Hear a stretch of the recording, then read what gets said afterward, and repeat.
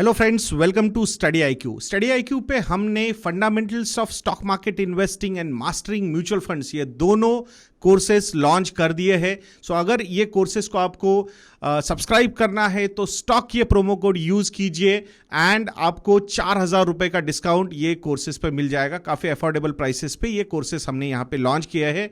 आशा करूंगा आप जरूर उनको सब्सक्राइब करोगे। आजकल आप लोग एक टर्म बहुत ज्यादा सुन रहे हो और उस टर्म का नाम है रेसेशन।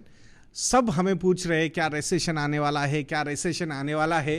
तो पहले एक बार समझ लेते कि रेसेशन होता क्या है और उसके बाद समझेंगे कि रेसेशन आ रहा है क्या, एंड देन और अगर सही में रेसेशन आ गया तो कितना बड़ा ये प्रॉब्लम हो सकता है, इसके बारे में आज हम यहाँ पे समझने की कोशिश करेंगे दोस्तों।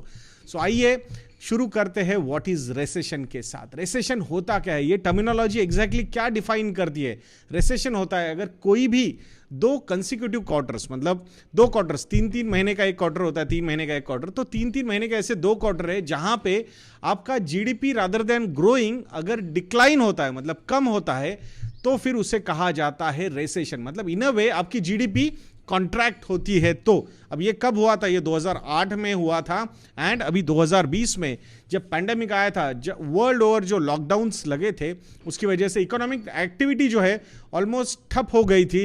मतलब कहीं कहीं पे तो फॉल्स जो थे 24% टू 50% तक वर्ल्ड ओवर में जीडीपीज गिरे थे इकोनॉमीज में। तो वहां पे टेक्निकली दो क्वार्टर्स निगेटिव हुए and that's why we called it as a recession. अब वही बातें वापस फिर से एक बार शुरू हो चुकी है।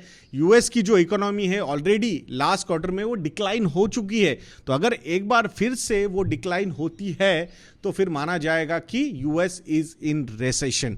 अब इंडिया की इकोनॉमी रेसेशन में जाएगी क्या? आई सीरियसली डाउट कि ऐसा कुछ यहां पे होने वाला है। दो ग्रोथ रेट्स जो है वो थोड़े से इंपैक्ट हो सकते हैं। Reason behind that growth rate impact होने का रीजन ये है कि जिस तरीके से क्रूड ऑयल के प्राइसेस बढ़ रहे हैं, जिस तरीके से हमारा इंपोर्ट बिल बढ़ रहा है, जिस तरीके से हमारे ट्रेड डेफिसिट्स बढ़ रहे हैं, जिस तरीके से ओवरऑल इन्फ्लेशन बढ़ रहा है, उसकी वजह से इंटरेस्ट रेट्स बढ़ रहे हैं and that's why some slow down in economic activity is possible, but recession in all those things in India is not possible, ऐसा मुझे अभी यहां पे लग रहा है। अब लास्ट टाइम जो रेसेशन इंडिया में भी देखा था हमने 2020 में, रीजन क्या था? रीजन ये था क्योंकि इकोनॉमिक एक्टिविटी कंप्लीटली शट हो चुकी थी। 45 डेज के लिए हमने इकोनॉमी बंद रखी थी एंड दैट्स व्हाई उसका कैस्केडिंग इंपैक्ट हमने जीडीपी के डिक्लाइन में भी देखा था। अब मैंने एक आज फ्लो चार्ट समझाया था ट्विटर पे कि कैसे राइजिंग इन्फ्लेशन, जब इन्फ्लेशन बढ़ जाता है तो उसको कम करने के लिए इंटरेस्ट रेट्स बढ़ाने पड़ते हैं। इंटरेस्ट रेट्स जब आप बढ़ा दोगे तो ऑटोमेटिकली आपकी जो डिमांड है, प्रोडक्ट की डिमांड, वो कम हो जाएगी। प्रोडक्ट की डिमांड कम हो जाएगी तो प्रोडक्शन कम हो जाएगा। प्रोडक्शन कम हो जाएगा तो ऑटोमेटिकली उसका इंपैक्ट जीडीपी पे हो सकता है। वहां पे अनएम्प्लॉयमेंट भी बढ़ सकती है। अनएम्प्लॉयमेंट बढ़ने से और ज्यादा लोअर डिमांड हो जाएगी। अब लोअर डिमांड अगर हो जाती है तो ऑटोमेटिकली थोड़ी सी बातें जो है वो रेसेशन की हो सकती है। अब उसको आउट ऑफ दैट निकालने के लिए फिर से क्या करना पड़ता है? फिर से इंटरेस्ट रेट जो बढ़ चुके थे उनको नीचे लाना पड़ता है। इंटरेस्ट रेट नीचे जब लाए जाते तो डिमांड फिर से बढ़नी शुरू हो जाती है। डिमांड फिर से बढ़नी शुरू हो गई तो ऑटोमेटिकली प्रोडक्शन बढ़ना शुरू हो जाता है।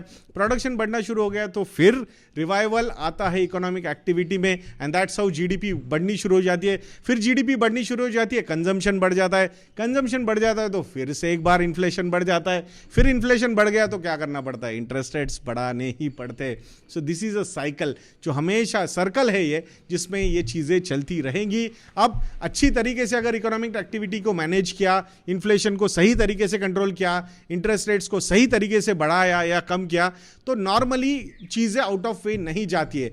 बट पैंडेमिक के बाद जिस तरीके से क्वांटिटेटिव ईजिंग हुई, जिस तरीके से पैसा प्रिंट हुआ, वहां पे लिक्विडिटी इन्फ्यूज की गई, तो वो जो इन्फ्लेशन बढ़ गया वो डिमांड साइड से बढ़ गया। ऊपर से कोविड अब चाइना में जिस तरीके से बढ़ रहा है, वहां पे सप्लाई साइड में भी प्रॉब्लम्स क्रिएट हो रहे।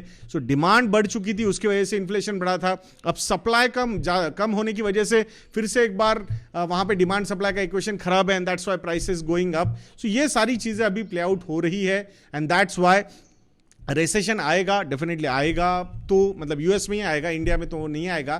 तो उसका कुछ कैस्केडिंग इंपैक्ट कुछ क्वार्टर्स के लिए हो सकता है। But as a long term investor अगर आप इसको देखना चाह रहे हो तो द बेस्ट पार्ट जो मैंने सर्कल बनाया था पूरा, वो inflation, interest rate, recession, economic slow down and all those things, तो उसमें एक ही चीज़ समझ में आती है, स्टैगर्ड वे ऑफ इन्वेस्टिंग हमने हमेशा करते रहना चाहिए। हमारे जो लॉन्ग टर्म फाइनेंशियल गोल्स है उसकी तरफ जो इन्वेस्टमेंट की हमने डायरेक्शन ली है उसको चेंज करने की ज़रूरत नहीं है। बहुत बार आप इन्फ्लुएंस हो सकते हो, बहुत बार आपको ऐसे इन्फ्लुएंसेस मिल सकते हैं कि नहीं आपने अभी बेच देना चाहिए, फिर आप इन्वेस्ट कीजिए, अभी मार्केट 16,000 पे है, मार्केट 13,000 तक भी जा सकता है, तो आप अभी निकाल दीजिए, 13,000 पे जब जाएगा तब इन्वेस्ट कीजिए। एक बात समझिए, जब 16,000 पे मार्केट है तो आप इतने पेसिमिस्टिक हो, जब ये अगर ये मार्केट 14,000 13,000 तक नीचे जाता है तो आप समझिएगा कि आपकी पेसिमिज्म की जो लेवल होगी वो इससे भी ज़्यादा होगी। तो क्या सही में आप वहाँ पे जाके इन्वेस्टमेंट करोगे? हो सकता है उस 13,000 14,000 पे आपको कोई ज्ञानी बाबा मिल जाएंगे और वो बोलेंगे कि मार्केट 10-11 हज़ार तक भी जा सकता है। फिर आप क्या करोगे? क्या उसी की राह देखोगे? नॉर्मली मैंने ये देखा है कि जब ऐसी चीज़ें होती है, जब मार्केट्स गिरते हैं, नए नए प्रेडिक्शंस आते हैं, सो 13,000 पे अगर मार्केट गया, वहाँ पे पेसिमिज्म और ज़्यादा होगा, तो आप तब इन्वेस्ट नहीं करोगे। आप इन्वेस्ट कब करोगे बताऊं? जब ये 13,000 से वापस मार्केट 17-18,000 आएगा ना, at that point of time retail investors start investing. और इसीलिए मैं बोलता हूं, do not try to time the market, it's always better to have a staggered way of investing. SIP way of investing is the best way of investing, ऐसा मुझे लगता है। सो मैं आशा करता हूं कि ये वीडियो आपको काफ़ी इंफॉर्मेटिव लगा होगा। वीडियो को लाइक करना, शेयर करना और चैनल को सब्सक्राइब करना मत भूलना। नेक्स्ट वीडियो में मिलते हैं। जय हिंद।